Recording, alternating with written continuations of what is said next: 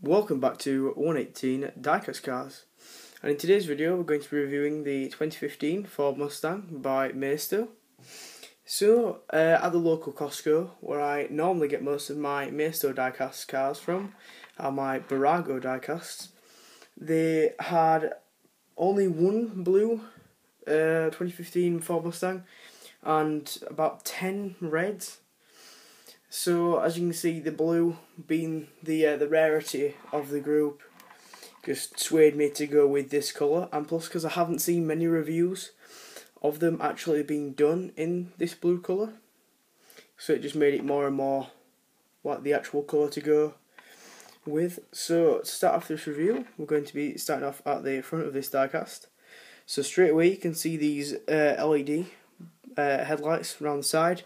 And it's quite cleverly done. This is where it's like they've like made it so it looks like something in the headlight where the actual like rectangular pin is. It's not a circle pin like they do normally through like a bulb or something of the headlight, but they've done it like in the mini square just under where you can lift up the boot the bonnet. Sorry. There, and it's just on that corner. So when the bonnet's down, sorry, you can not notice it as much, but it is just there. But otherwise the headlights do look very, very nice. So with the grille here, you can see straight away there is that Maisto plastic grille where they've got that like crisscross to give it that sort of texture. Then you have the Mustang horse badge there, and then you have these front spotlights down here, along with the turn signals and this plastic like carbon fibre front splitter as well. So we'll go straight to the engine from here. So it has these big metal strut supports here to keep this metal piece open. Now surprisingly the engine is quite detailed to say it is just a plastic piece.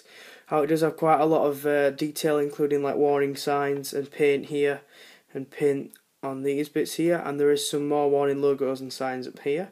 But you also have some indents, and you can see some wires going down, which shows that I think the edge is mostly plastic, and then there's like another plastic piece in here. So it is slightly one big plastic piece, but there's also some other bits to it. But other than that, it's a really nice diecast. There is no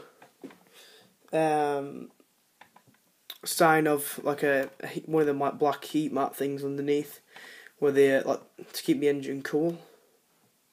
So it's something that Auto Art do, but it's something that Maisto don't. Then you have these two vents here for the air intakes on the front, which aren't to be shown on this. So from side glance you'll be able to notice that this car does have full working suspension. And something that I really like about this diecast is the individual Mustang logos on each cap of the wheel, and the fact that the disc doesn't move with the wheel, but the brake caliper has an imprint of the Brembo logo on it, which is very, very nice. Then you have this same carbon fibre feature starting from the splitter going around to the sides of the car and to the rear. Then you have the 5.0 badge, which means 5 litre. Then with the wind mirrors here, there is probably, if I had to rate this like I normally do in most of my videos, I would probably rate this probably about an 8 or 9. This is quite a strengthy wind mirror. Still plastic, not like some of the other metal ones that I've seen out there, but still better than most of the ones that I've seen. Like I was reviewing a Lamborghini Gallardo, and those wind mirrors were all over the place.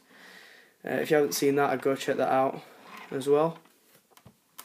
So for the rear of this diecast, you'll be able to see these big Mustang backlights here that is famed from most Mustangs, with the tiered glass setting back each individual time.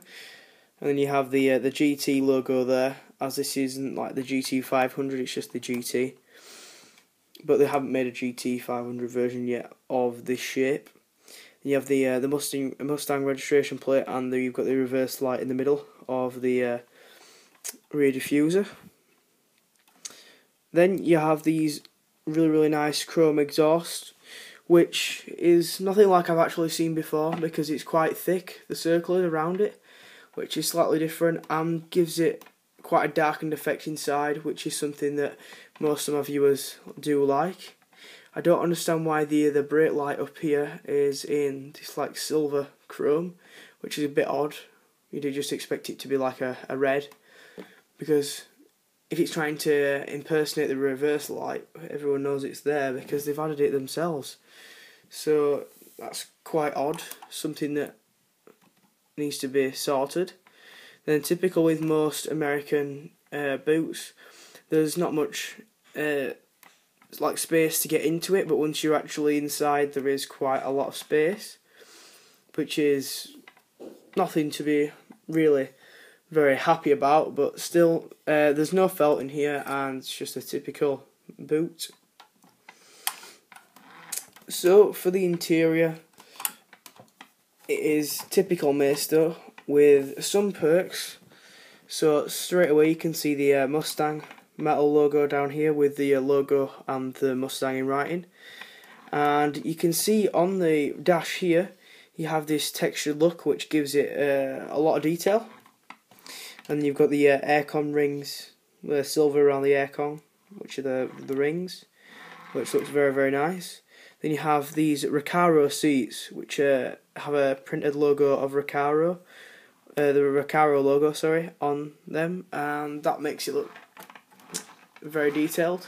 So if you were taking some shots of this, you know, to make it, like if you're using it on like a diorama for 1/18 scale cars, this will be great as it looks realistic. And there's not many, Maisto have done a very good job. There's not really a single bad body panelling issue, apart from, you could say on the back there that looks like it's got a big gap on the boot lid by the back window. But apart from that, that looks pretty good. So you can see the steering wheel here with the GT logo in the middle and the horse as well.